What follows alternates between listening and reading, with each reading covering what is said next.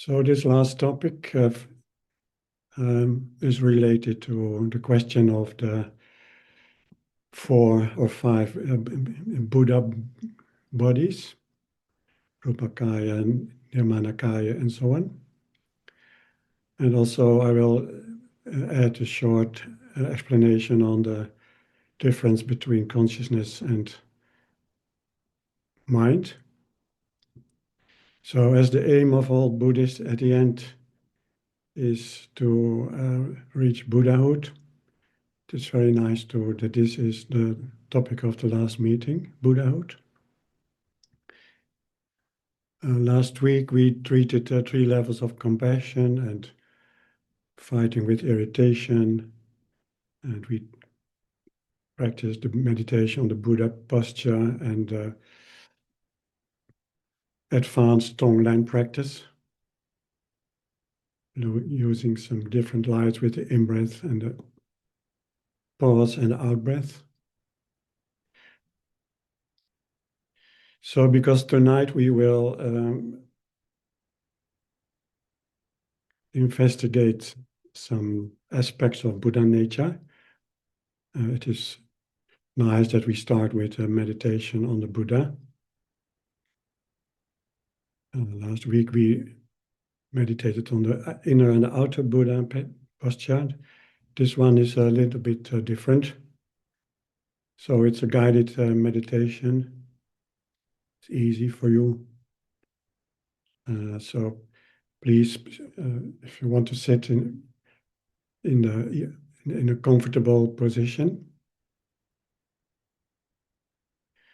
It's always nice to sit with the back straight, as pure, unhindered energy, sitting stable, unmovable, unbreakable, undisturbable, and the hands resting on each other.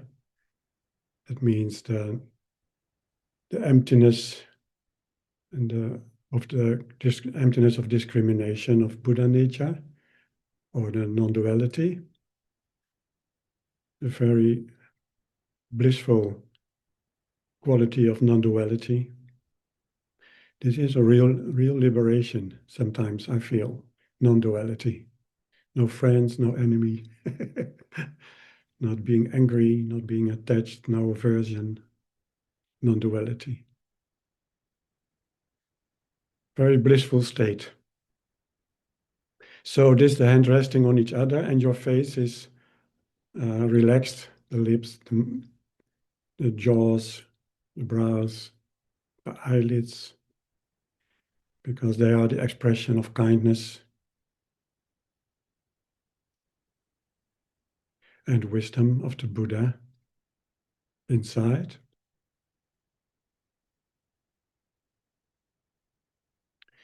So take a few moments to visualize yourself, to be aware of yourself in your ordinary body, your ordinary being, with these qualities inside.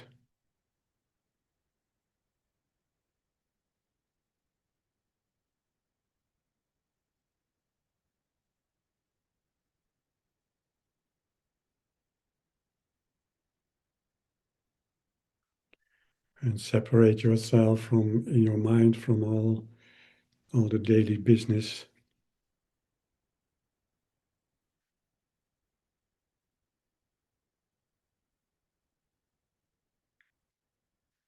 Maybe you can enter the stillness and the non-duality and the clarity of your Buddha nature.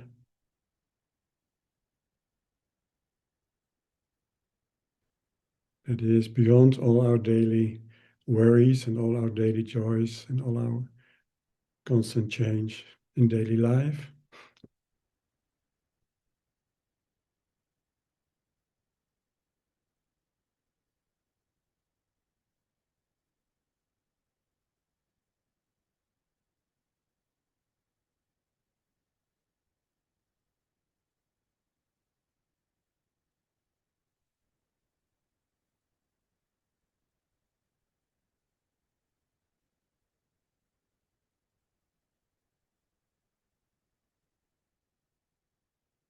So now imagine that the luminosity of the inner Buddha nature, the clarity, with all its pure qualities, is arising from your mind and takes a position in front of you. So your inner Buddha nature arises very lucent and very clear and radiating with diamond colored pure qualities. And they take place in front of you. And you can imagine a Buddha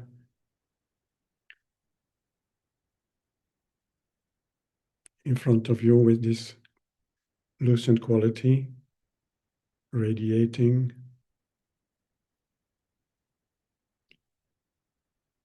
transparent. So it's like a mirror of the Buddha nature in front of you, arising from your inside and now taking place in front of you. But actually it is two in one, your ordinary body and this enlightened body with these qualities. Not too big, maybe same size as yourself. Not too far, not too close. So in order to feel a connection.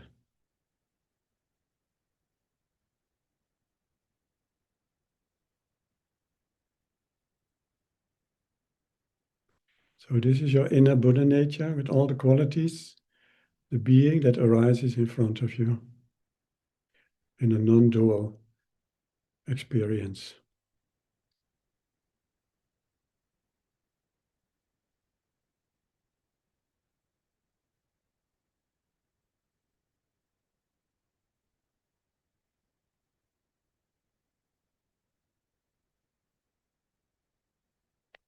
This being that's always inside of us, each of us is now showing itself, so to speak, in front of you.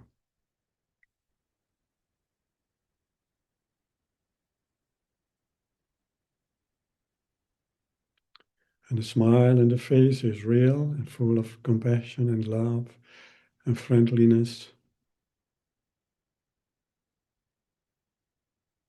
And the light is also very warm and embracing.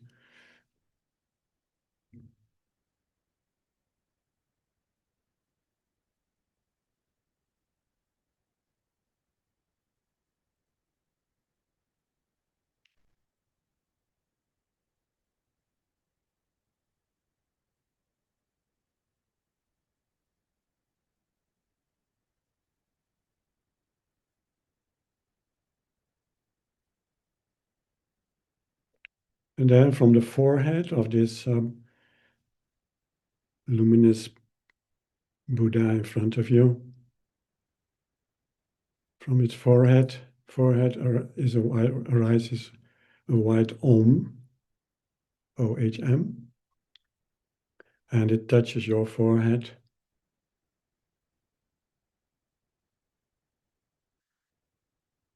And it purifies your ordinary body.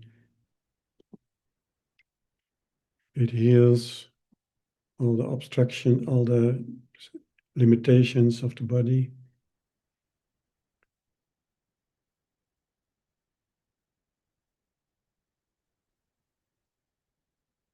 This could be an expression of the Rupakaya, the form body of the Buddha, through the white Om, radiating and touching the white Om at your forehead, and filling your whole body.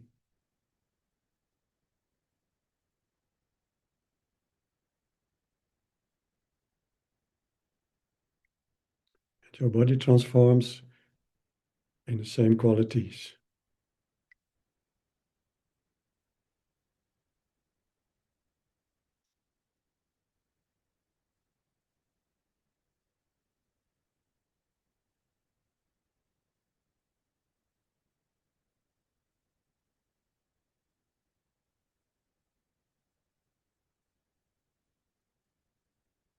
And this is mainly an experience than an analyzing.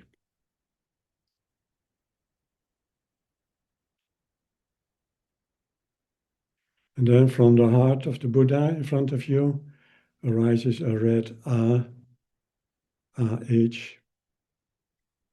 And from this red, from this throat,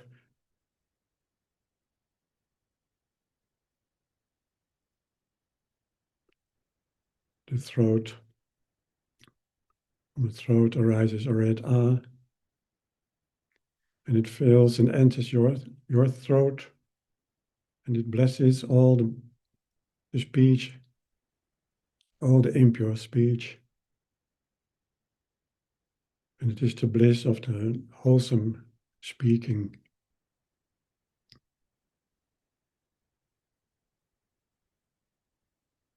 The loving and kindness and wise words.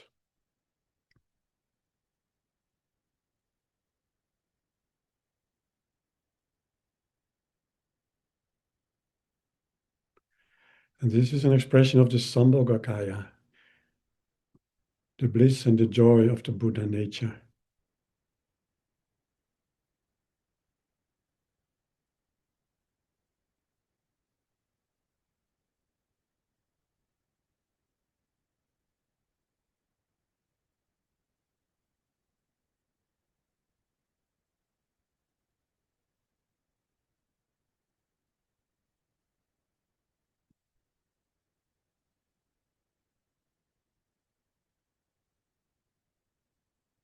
And then from the heart of this Buddha in front of you, a blue home arises.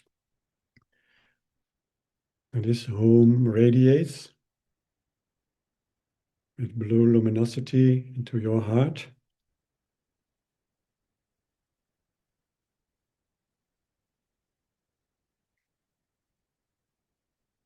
And fills all your mental formations, all your feelings, and transforms them into the Dharmakaya. Dharma, where all the qualities are collected.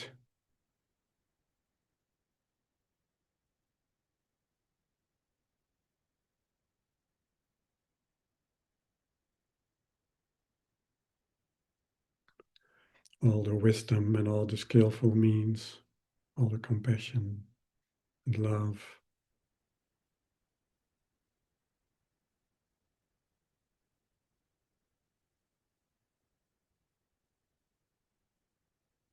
And it transforms the ordinary concepts into the enlightened qualities of mind and feelings.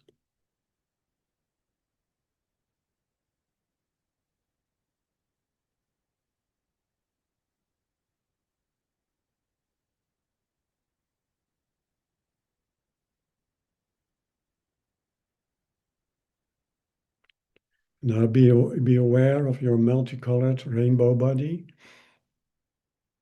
completely filled and purified and blessed with the quality of the Buddha nature in front of you. So your body is a rainbow body.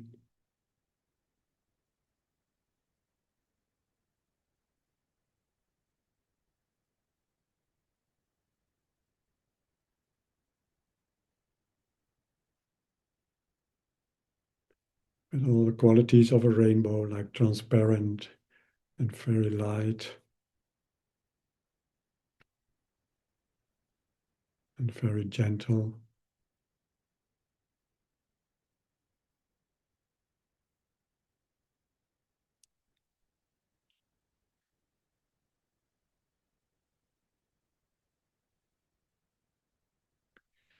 And so now this outer Buddha returns again into your ordinary body, which has become also a Buddha body, a Buddha speech and a Buddha mind.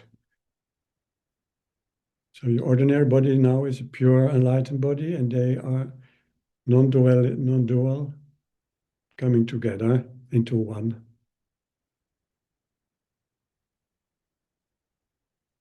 We can abide for a few moments in this experience.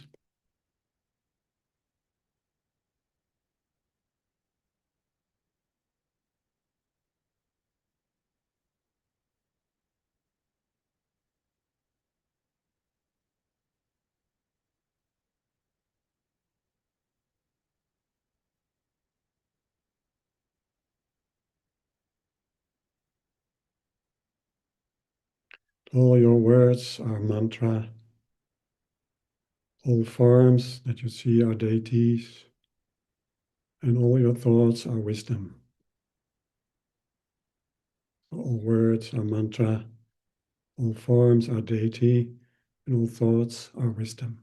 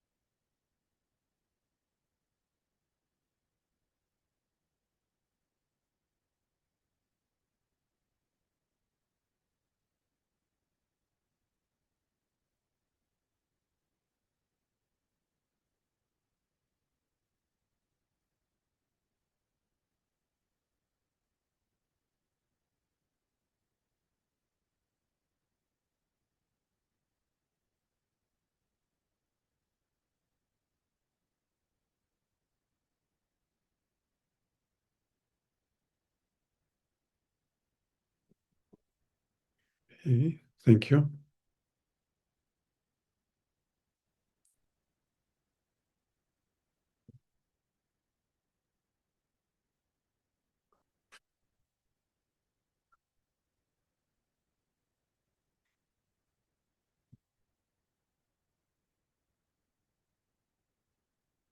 Okay.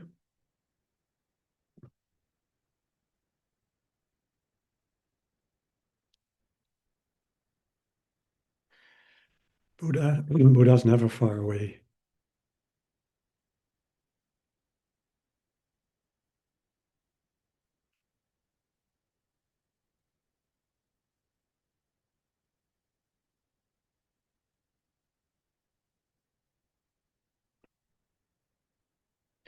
So now on the topic of consciousness and mind, I must confess that this is my uh, own exploration of the very difficult topic of the difference between consciousness and mind. Throughout the years, I've never really understood what the difference is.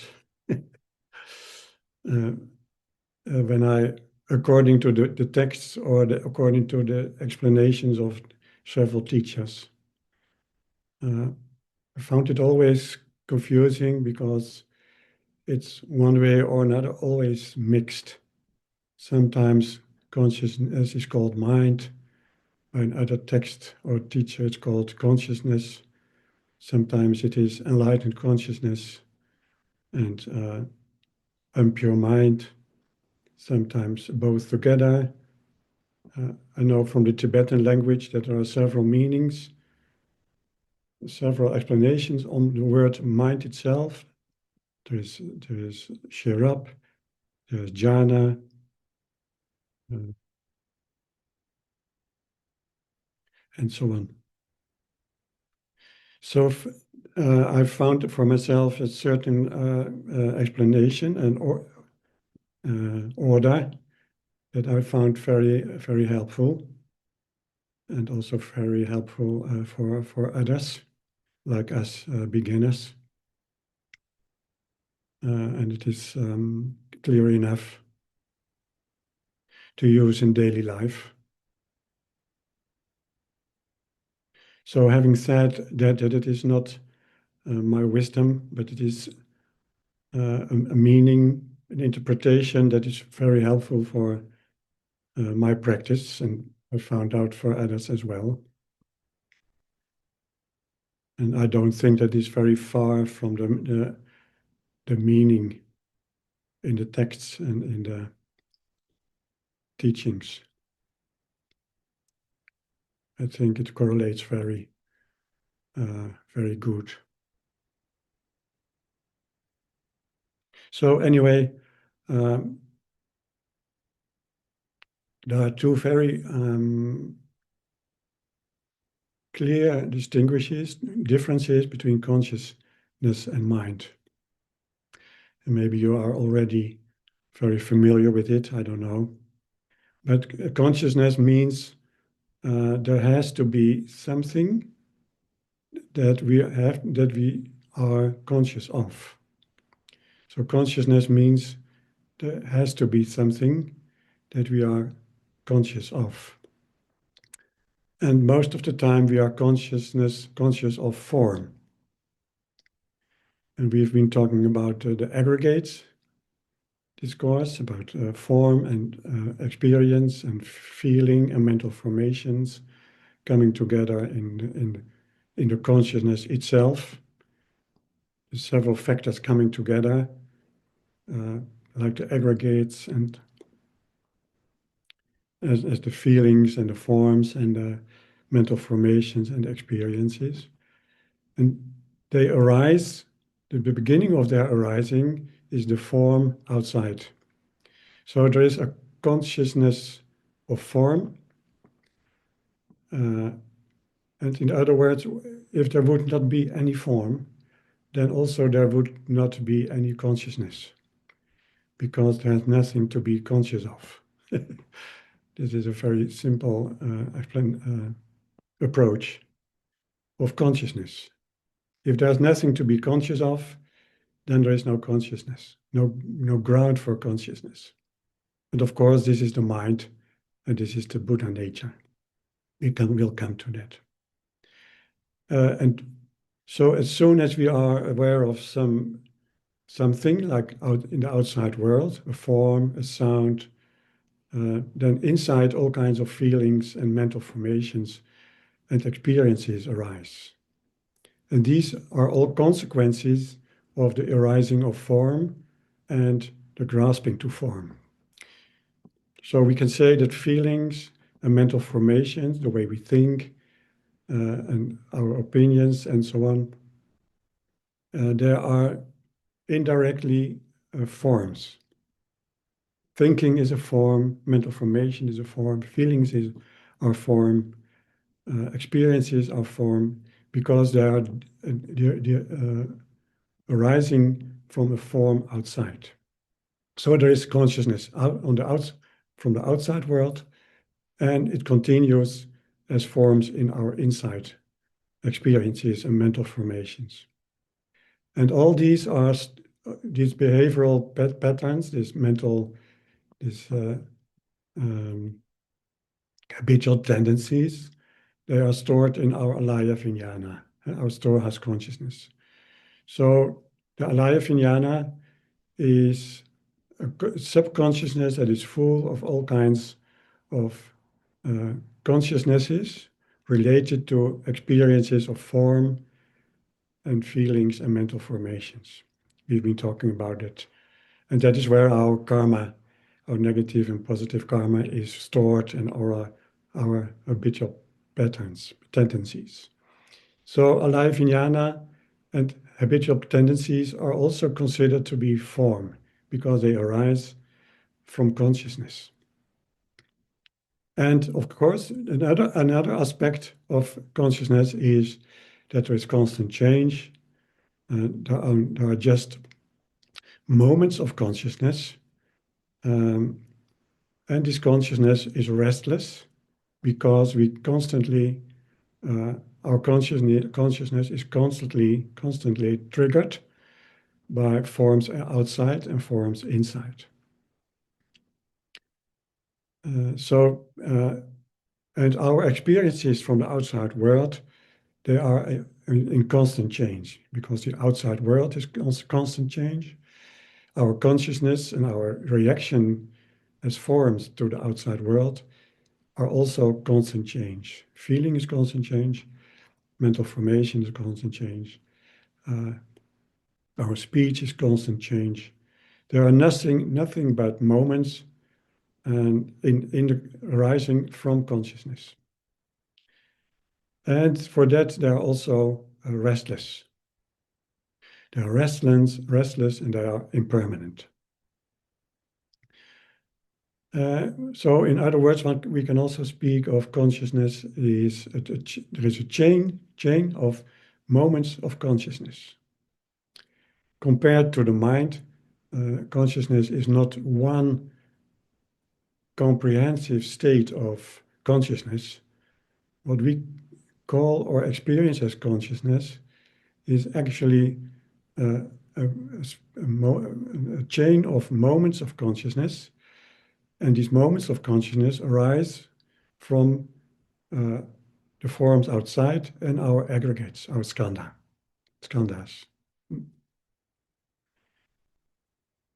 And of course, we know that our experiences in the outside world and our feelings and mental formations, they are in constant change, in constant flux, because our consciousness is constantly changing from left to right, front to back, from feelings to mental formations, and so on.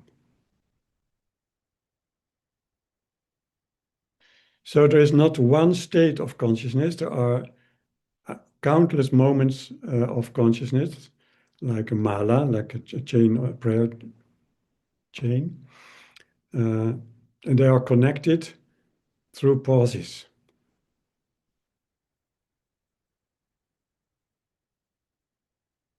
So there's a chain of moments of consciousness. And this is the relative reality of arising, of being, and vanishing in the alaya vijnana. So the conscious is dominated by a relative reality of arising of consciousness, arising of feelings, arising of mental formations with the speed of light, they only last for a few moments, and then they vanish in the alaya vijnana, or in the impure state of consciousness. And this process is what we call samsara, the continuous action and chain of action and reaction, arising and disappearing, with the essence of being triggered by a form outside and continued within a form. Feelings, mental formations, alaya vijnana. This is called the wheel of samsara, constant turning around in these processes. And the opposite, and also consciousness is also dominated by moments of happiness and happy feelings and all kinds of options and experiences throughout the day, and all kinds of suffering throughout the day. And every moment of every feeling of happiness and every feeling of sadness has the time span of maybe a moment, or even shorter than a moment. And of course, when there is a traumatic loss, like bereavement, then this feeling can return again and again. And other feelings are very short-lasting and do not return. But in bereavement, the moments of sadness or loneliness, they may return because of our broken attachment, a broken connection to someone or something. But it is never the same moment of bereavement. Feeling sad may return 2 or 3 times a day, but even this moment of feeling sad, every moment is different. It's not the same feeling of sadness or loneliness from a few hours ago. So there's never the same feeling and never the same mental formation. Although they look alike, they are not the same. There are new moments with a similar experience, but also the similarity is not the same. And this is great difference with mind. Mind, as we often explain it in Buddhism, is we cannot feel, we cannot find our mind, we cannot identify mind. Consciousness we can identify. It arises from a certain form. But mind, we cannot identify. We cannot find its color, we cannot find its location, we cannot find its shape, we cannot find its material, we cannot find its density, or we cannot. And the only thing we know from mind is that we experience mind. But it is impossible to locate the mind in what way whatsoever. So mind is permanent, and mind observes the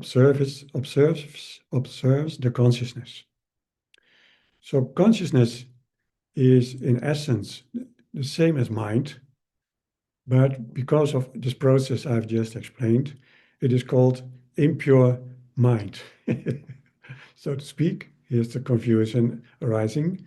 But the impure mind is, in this similarity, this simple explanation, consciousness is same as mind, but it is the impure aspect of mind.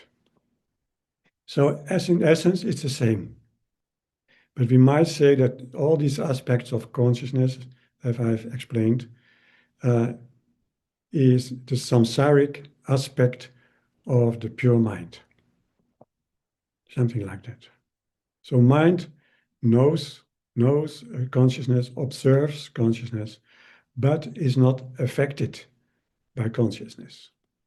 So let's say bereavement is intensely experienced in consciousness of sadness, but mind is not affected by bereavement. It might be aware through wisdom and through knowing reality.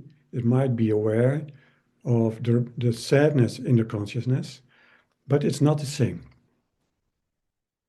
If this were the case, then there was no difference between mind and consciousness. If mind would be affected by consciousness, then there would not be any difference, and there would only be mind, or there would only be consciousness. And also then there would be no chance whatsoever to liberate us from our suffering. If mind would be the same as consciousness, then it would be impossible to liberate us from suffering. And this is contrary to the whole Buddhist Dharma. And that's why there is this explanation or interpretation of mind. Mind is pure, mind is free from any obscuration arising from samsara. And therefore, for instance, mind is completely pure, it's free from attachment and aversion. And mind is also free of the aggregates. And as His Holiness Ratnavatra mentioned at IBA 2 months ago, maybe Maria remembers, a Buddha mind is also free of thought. I taught you this last week as a very impressive experience. The Buddha mind is free of any thought.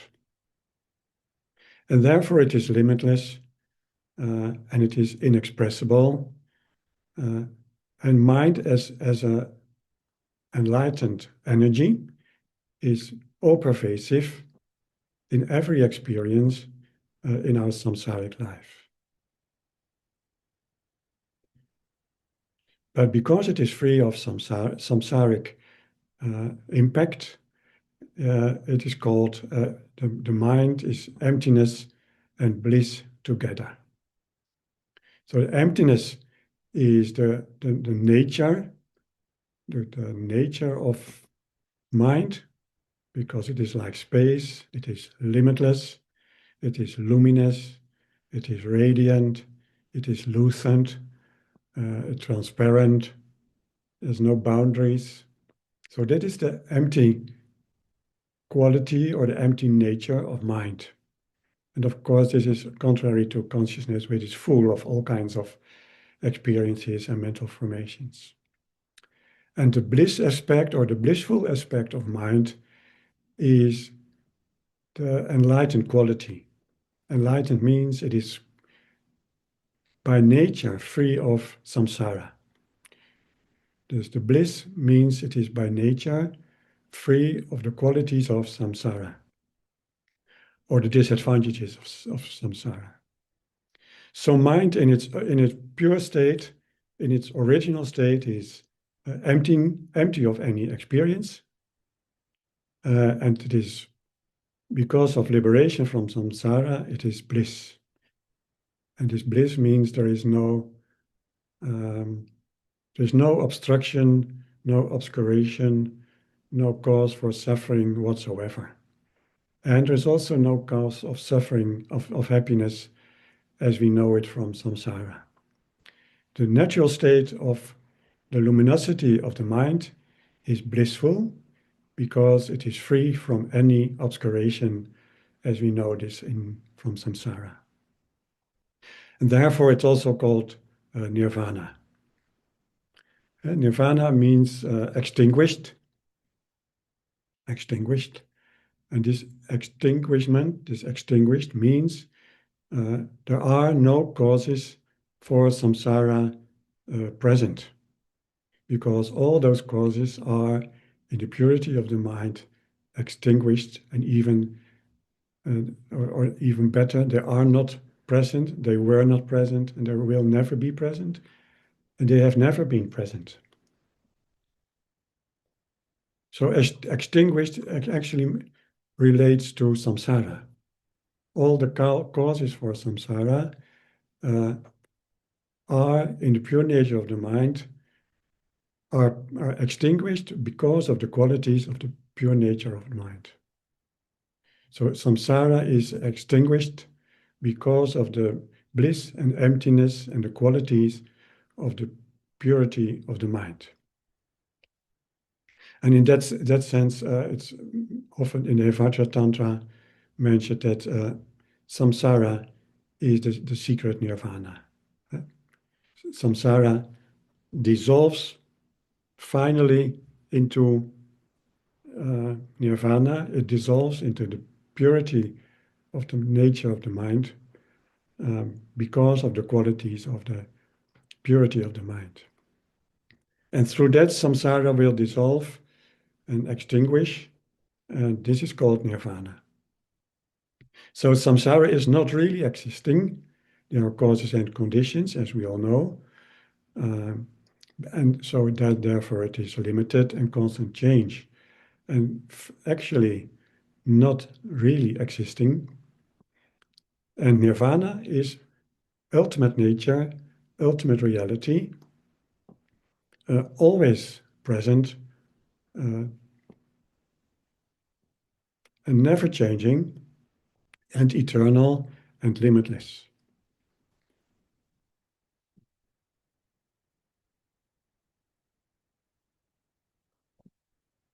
And of course, but we have been talking about many moments. What we try to accomplish through Buddha's teachings is to extinguish samsara through all kinds of good qualities and to dissolve all kinds of negative actions of body, speech, and mind, and wisdom. And then we are able to attain in nirvana. And the expression of we how to say, we want to leave samsara out of wisdom, the wisdom mind, the pure wisdom mind. And we don't want to remain in nirvana out of compassion for all beings in samsara. So we don't want to abide in nirvana out of compassion for all the samsaric suffering. And we don't want to remain in samsara because of wisdom, understanding all causes and liberations from samsara.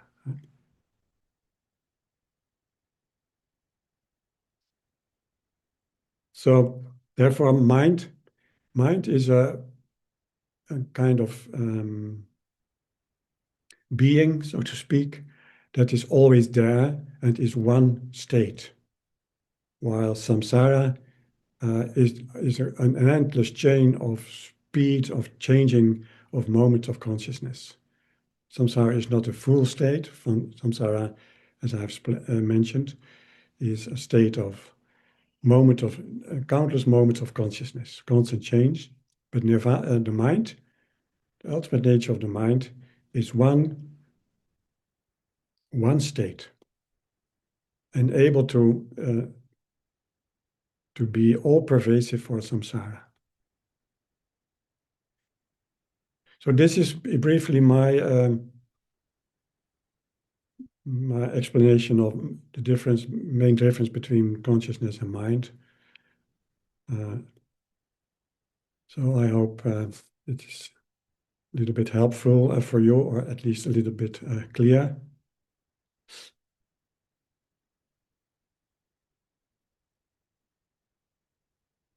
Okay.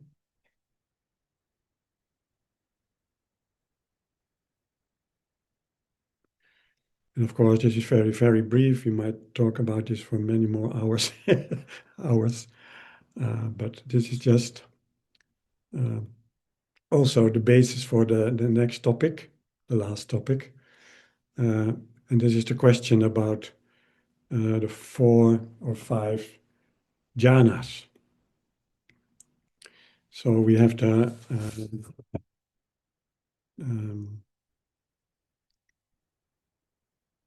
Dharma, not the jhanas, the kaya, sorry. We have the Dharmakaya, the Rupakaya, the Nirmanakaya, the Sambhogakaya, and the Swabhavikakaya, and also the Janakaya. Briefly explain them. So Actually, this is a very tantric philosophy. As we all know, we have the Sutrayana. The Sutra means it is like the Hinayana and the Mahayana. The Hinayana is based on the Pali Canon, the sutras of and the sermons of Buddha Sakyamuni. And the Hinayana, the Hina is limited, a Yana is the path or the attitude. The Hinayana is mainly aimed at liberation or freedom from suffering for myself in this life and through good karma also for the next life. This is basically the attitude and the path of the Nirmanakaya. And this is based on the sutras of Buddha and as mentioned and explained in the Pali Canon. And is primarily aimed as removing the causes of suffering in myself for this life and next lives. So it is a causal vehicle, Nirmanakaya. It aims at the causes of suffering, like the Four Noble Truths, the Six Paramis, the mental and moral behavior, the seven factors of enlightenment, and so on. And the same is true for the Mahayana. Maha means great or limitless, free interpretation. And Yana means the attitude. So it is the limitless attitude, which means that the Mahayana practitioner is his or her aim is to liberate not only oneself, but liberate all, not resting with this practice before all beings are liberated from suffering and the causes of suffering. So Mahayana is the scope, may all sentient beings be free from suffering and the causes of suffering, living in joy and living and possessing the causes of happiness and eliminating the causes of suffering. This is the Mahayana. But also Mahayana is a causal vehicle. It is also aimed at removing the causes of suffering and creating the causes of happiness.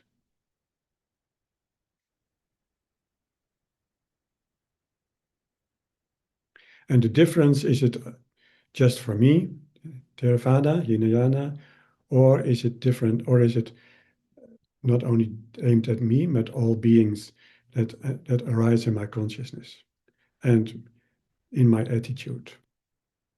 And also the Mahayana, of course, is based on sutras, but here, not especially on the Pali Canon, but on the Kangyo and the Kengyo and the Kangyo and the Tengyo, I think pronounces in this way.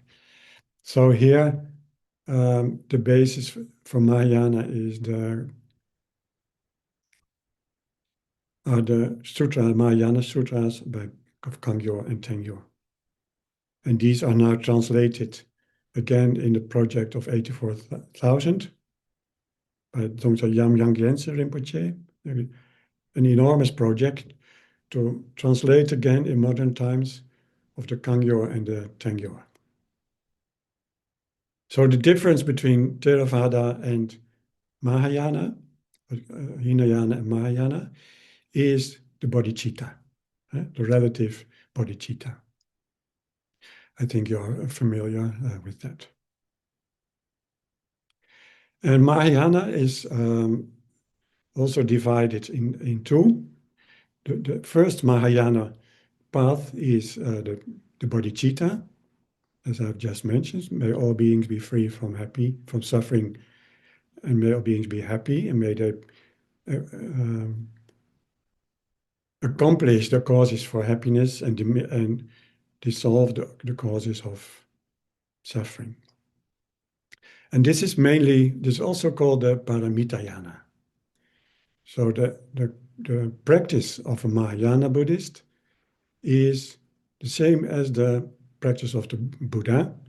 And this is the accomplishment of the paramitas. And you know the paramitas, it is the giving, it is the morality, it is the concentration, it is the wisdom, it is the meditation, and it is the morality and the patience.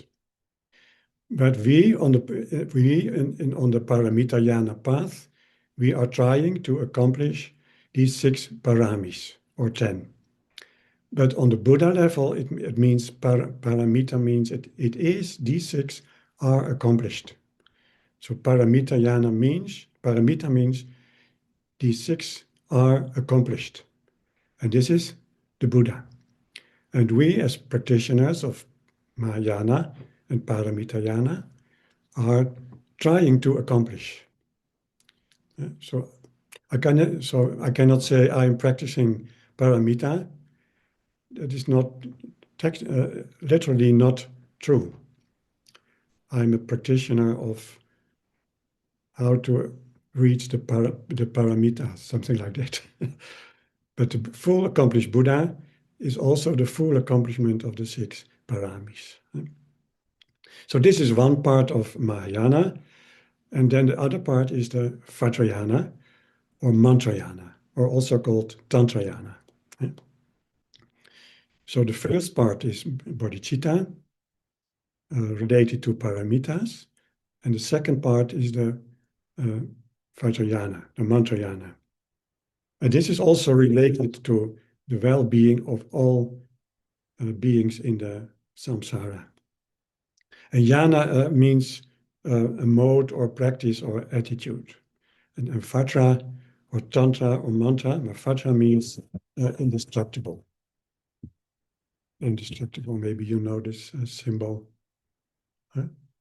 This is used in tantric practice as a means of indestructibility, the Vajra.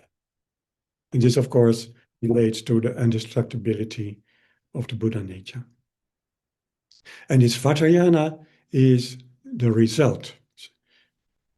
The result means, the result is the attaining of the qualities of the ultimate Buddha nature, which are the 6 paramis and also love and compassion. So in Vajrayana, there is an identifying with the Buddha as such in the Buddha mind and in the body of the Buddha. So in Vajrayana, there are 2 bodies. It is the body of the enlightened state, and it is the Buddha, and it is the body of the Buddha. As we have done in the meditation in the beginning, there's the ordinary body, but there is also the body of the enlightened being. So the strength and the power is in Vajrayana is that we identify directly in our practice, in our meditation, in our attitude, in our actions of body, speech, and mind, and in our identification, that we directly, immediately, constantly identify us with the full enlightened bodies of the Buddha. And we, in our practice, we identify us with Buddha bodies like Manjushri, or like Avalokiteshvara, or like the medicine Buddha, or like the Buddha posture itself. So our identity changes from an ordinary being in the Vajrayana into an enlightened being and an enlightened body.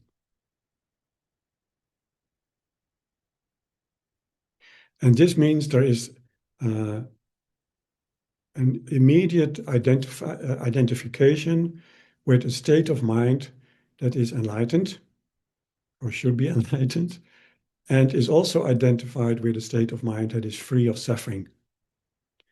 And also identifying with a Buddha state of mind that has all the qualities, like the paramis, and limitless love and limitless compassion and so on. So we identify us with the limitless, profound qualities of the Buddha, and we identify ourselves with a Buddha body. And this is what we have done in the meditation in the beginning. But there are countless Buddha bodies, like I've mentioned, Manjusri, Avalokitesvara, Maitreya, Grintara, Mahakala, and so on. And for these, we need, of course, a tantric guru, and we need empowerments, and we need a promise to practice these for the rest of our life.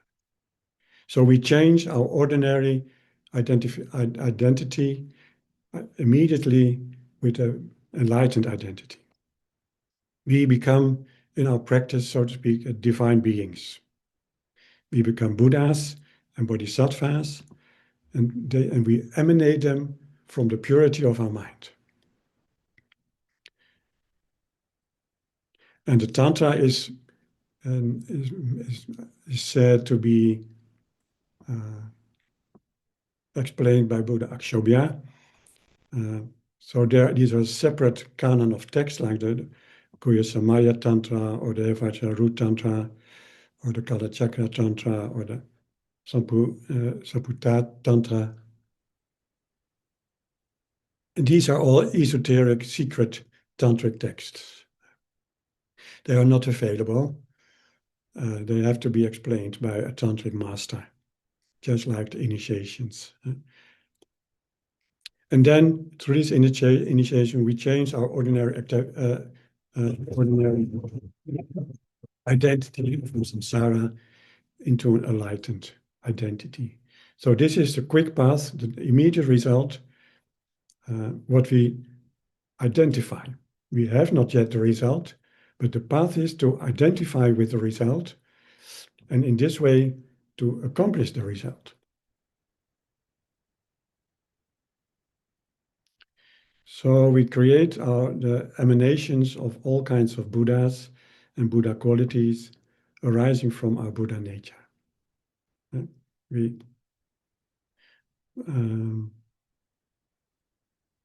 create and we meditate on ourselves and on a manifestation of the Buddha arising, and the Buddha qualities and the Buddha forms and the Buddha bodies.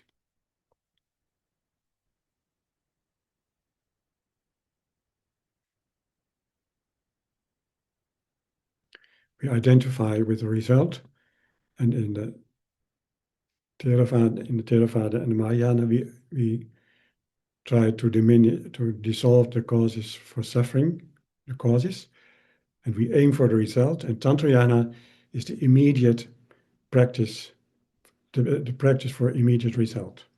Of course, relatively, because we are not Buddhas yet, but it is the identification. So this is a short question. Now, for better to understand the question on the kayas. So we have Dharmakaya, Rupakaya, Nirmanakaya, Sambhogakaya, Swabhavikakaya. I can send you my personal notes to you if you like this. And they are called the 5 or 6 Buddha bodies. So kaya means body, and not an ordinary body, but an enlightened body. And these 5 or 6, they cannot be distinguished or discriminated from each other, because they are one and the same nature, which is the enlightened.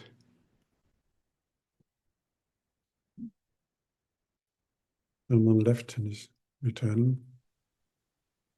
So these 5 or 6 kayas are 6 aspects of the enlightened Buddha, the realized Buddha in ourselves. So they are all in one without any separation. There are 5 fully enlightened aspects of the Buddha nature, of the enlightened being. They are one and the same abode. They are inseparable. They have the same origin, the Buddha, the pure Buddha nature.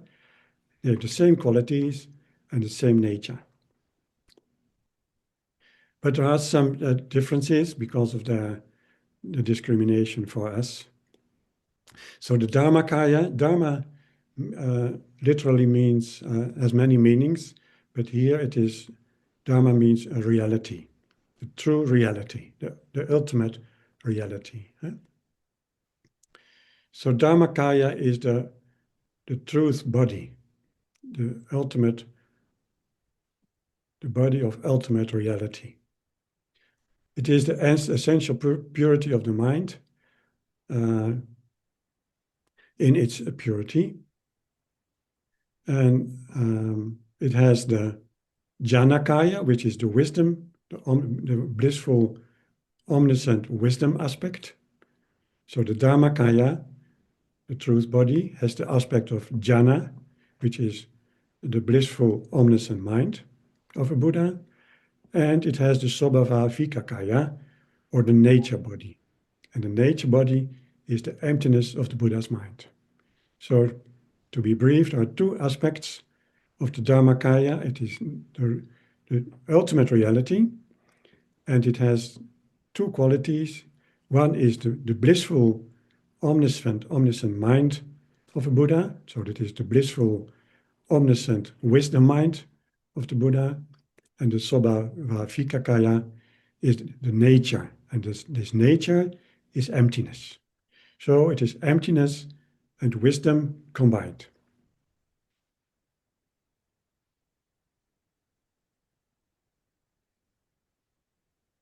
So this is one aspect of the Buddha nature, the Dharmakaya. It is the ultimate reality of a Buddha's enlightened mind, which is unborn, which is empty of any existence. It is free from conceptual thought. It is naturally radiant. It's beyond duality, and is spacious like the sky. So it is the ultimate reality of a Buddha's enlightened mind, which is unborn, which is empty of any existence, which is free from conceptual thought, which is naturally radiant, is beyond duality, and is spacious like the sky.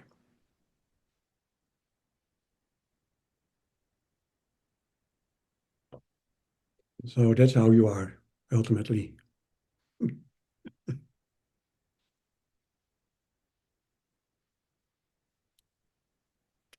A Dharmakaya, truth body.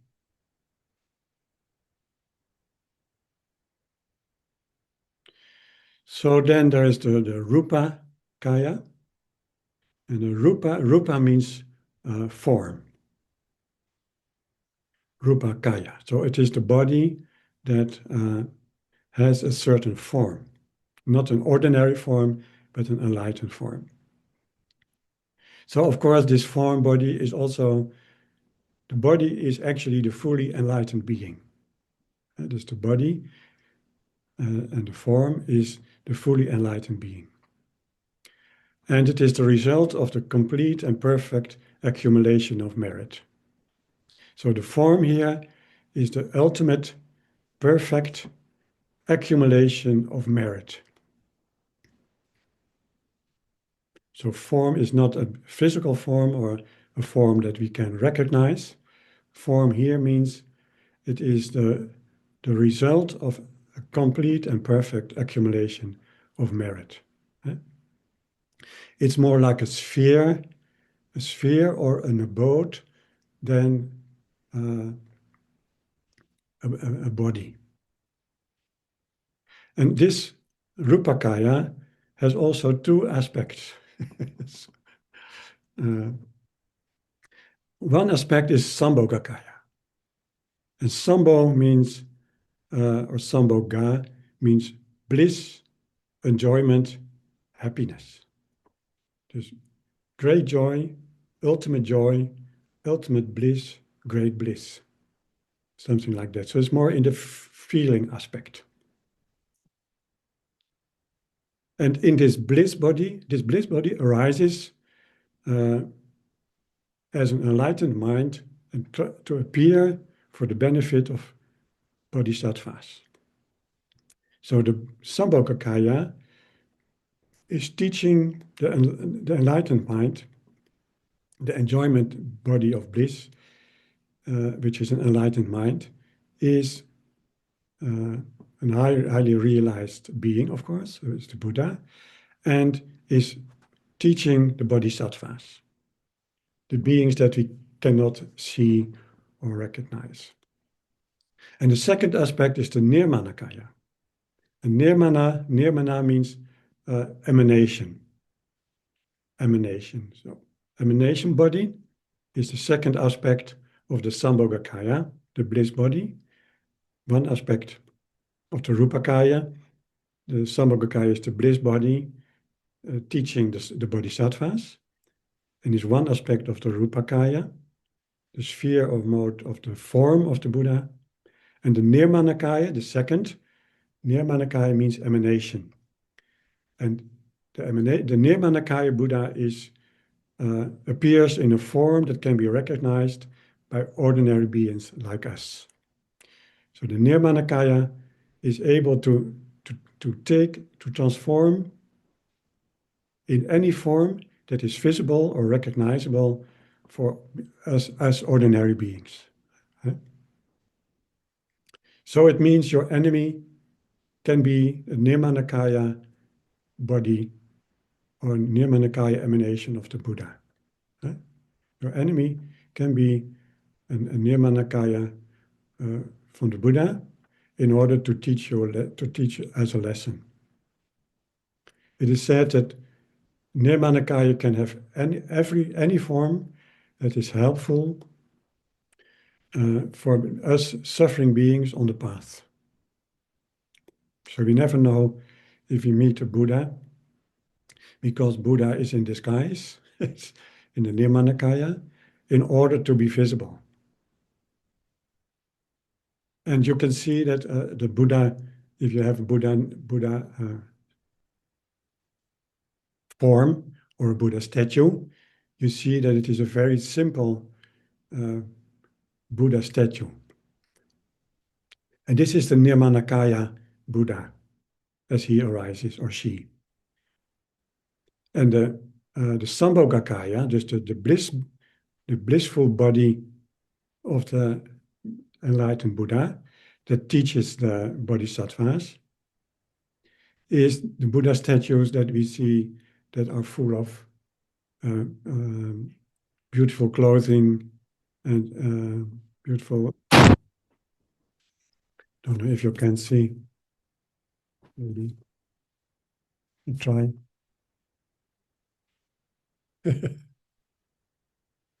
How to do? Oh no, sorry. This is bad, right? No. I think this is not a very good method. We try.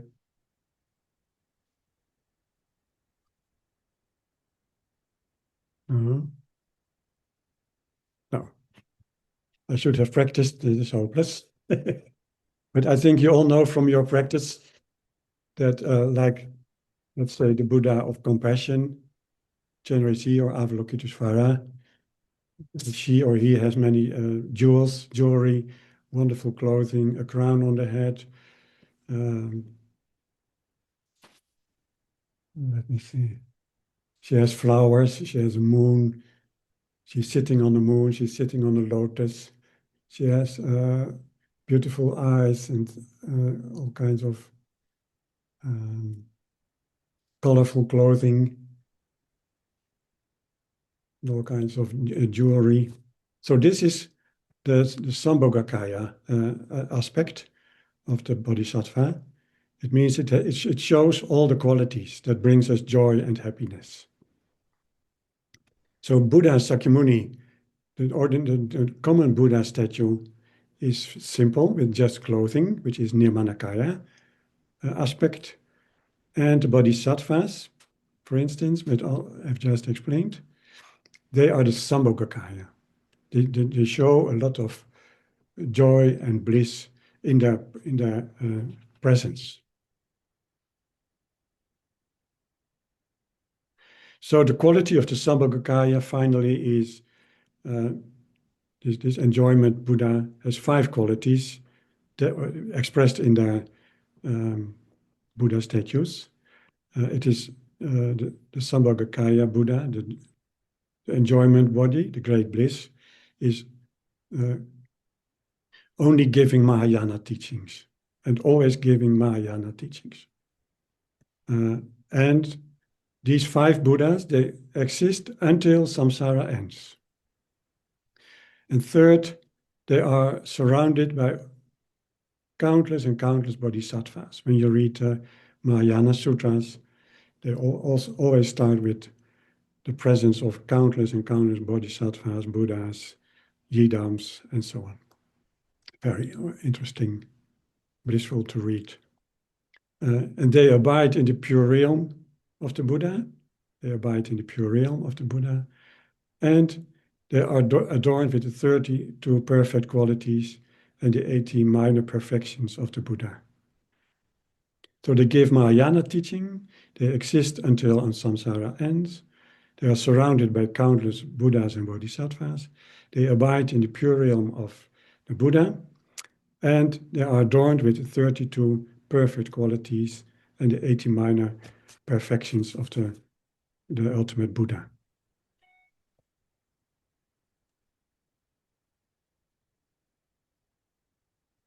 And these 5 or 6 with the Jnana Sattva, they are all in one, they are inseparable. They arise from the same Buddha nature, depending on what is needed for the suffering of beings. And they are all pervasive, they are limitless, they are deathless, they are selfless, they are without speech, and they are fully enlightened in their abode. And these, what I'm saying now, is just a very pure expression of something that actually is inexpressible. But we only have words. Okay. I'm sorry if it is very complicated, but it was the question. So I try my best to explain it as simple as possible, and I will send it to you. And maybe you already know. When you're a tantric practitioner, then this is more or less familiar to you. And if not, then it's a very nice aim to strive at, these 5 Buddha bodies.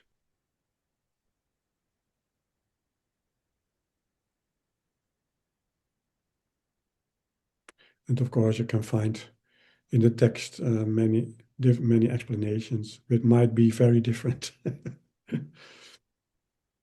There are so many explanations of these 5 kayas, but I've chosen the most essential one, I think. Okay.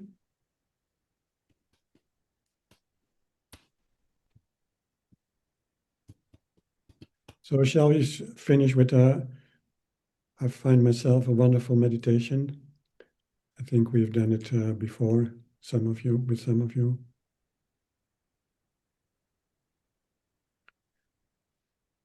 And it is, I think we have done it before, I think last course or last year. But of course, we have to repeat again and again all meditations. So it's a guided meditation again. So I will give you some words, and then you can visualize yourself. And it is the protective qualities of the Buddha, the Buddha nature, that protect us in our daily life. And this is visualized by way of this meditation. So the visualization is an expression of the protective qualities of the Buddha nature. So please sit comfortable.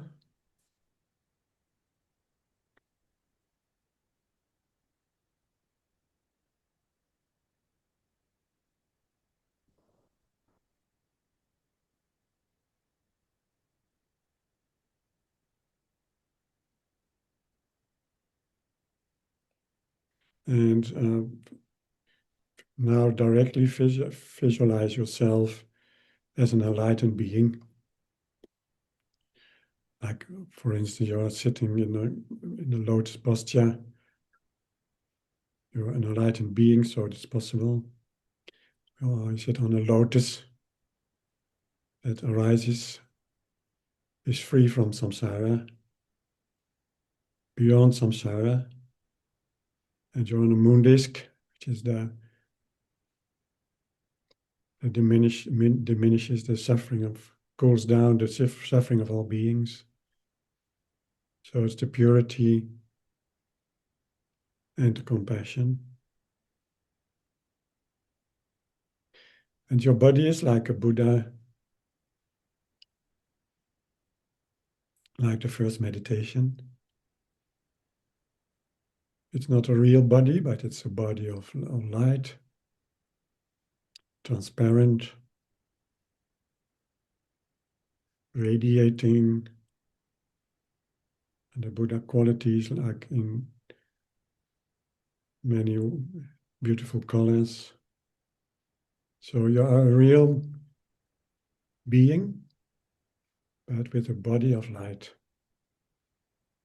and the qualities of the Buddha. And your face is your face, but in the enlightened state. Smiling with wisdom and eyes full of compassion and love for all beings.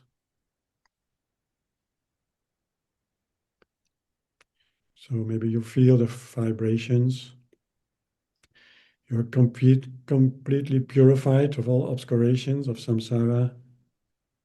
If samsara is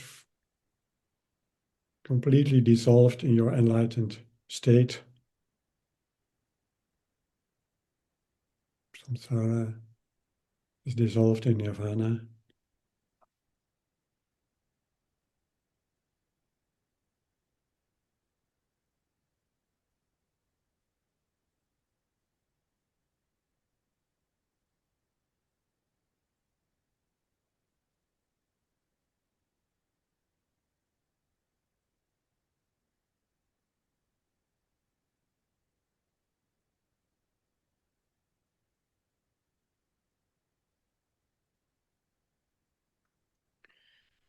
So this is abiding in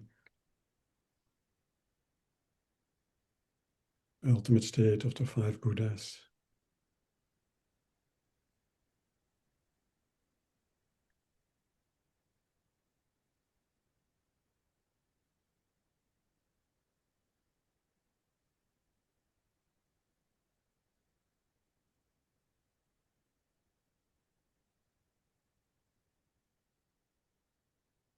And you can imagine the world as it is today, or as you see it and feel it around you. So you are in the midst of the samsaric world of everyday's life. But your being, your body, is the enlightened body, the enlightened abode,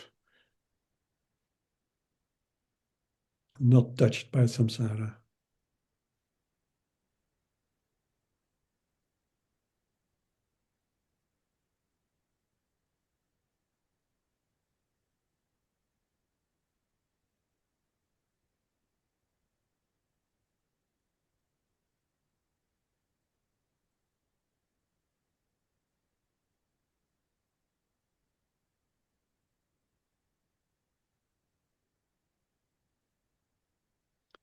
And then imagine that from your heart there is a blue hum.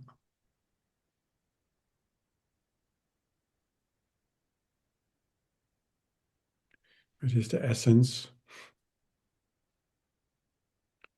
And from this blue hum arises, radiates very wonderful, powerful, pure light, fills your body.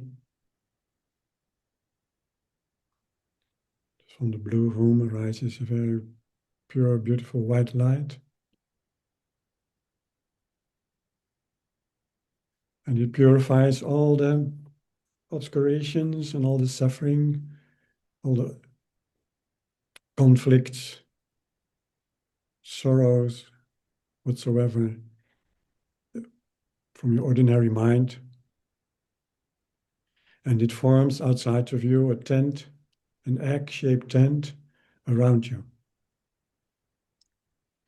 So it forms an egg-shaped tent of radiating white light that has pured your ordinary body, speech, and mind, all its afflictions. And it forms a pure, white, protective tent around you. It's not touching you. It's very close, but not touching, egg-shaped.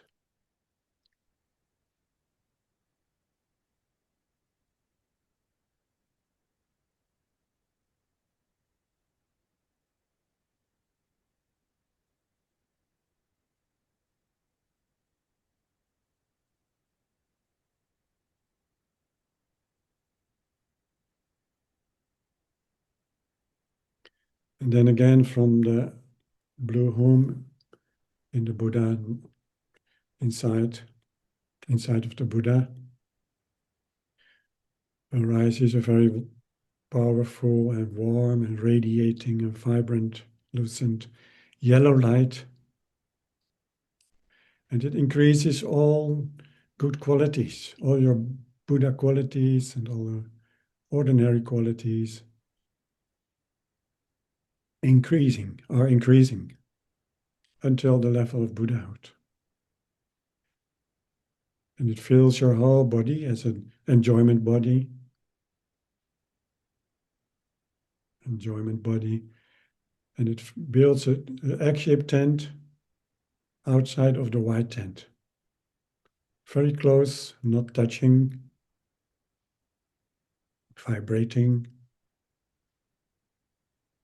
increasing all good qualities and all the bliss.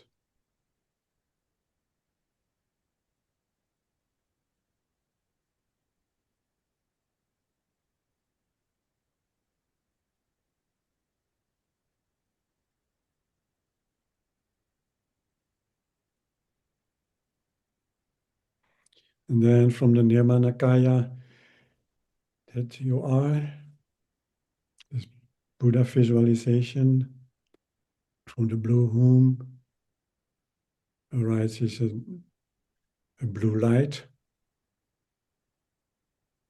And this is the power of the Buddha nature. And it destroys all disharmonic influences from outside, destroys all the threats, all the fears, all the attacks from outside world, not literally, especially also mainly in your mind. And it destroys in my mind all the fears from the outside world and arising in me. And it forms a blue tent outside the white and yellow tent, not touching, but vibrating as powerful blue light, protecting.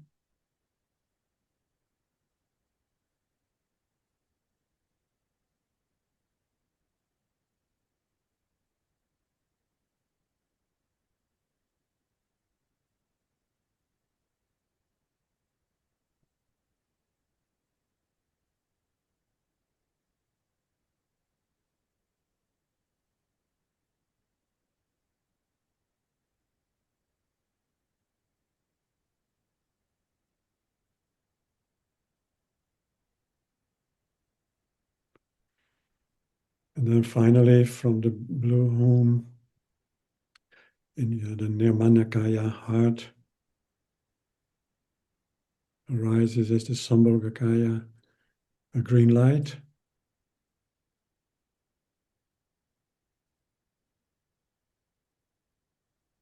Which is the bliss and enjoyment body. And this green light accomplishes all our qualities on our path to Buddhahood.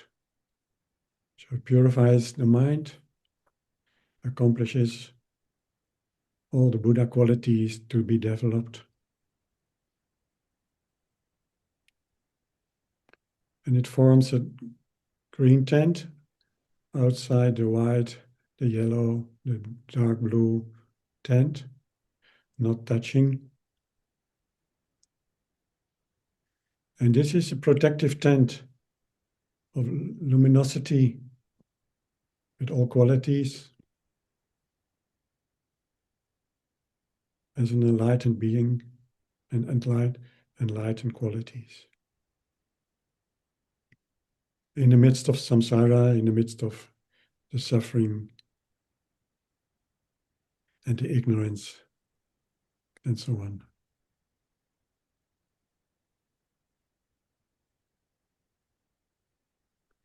And this is the Dharmakaya, the ultimate reality of Buddha's enlightened mind. Protective, wise, compassionate, beyond duality, blissful and joyful, powerful, and so on.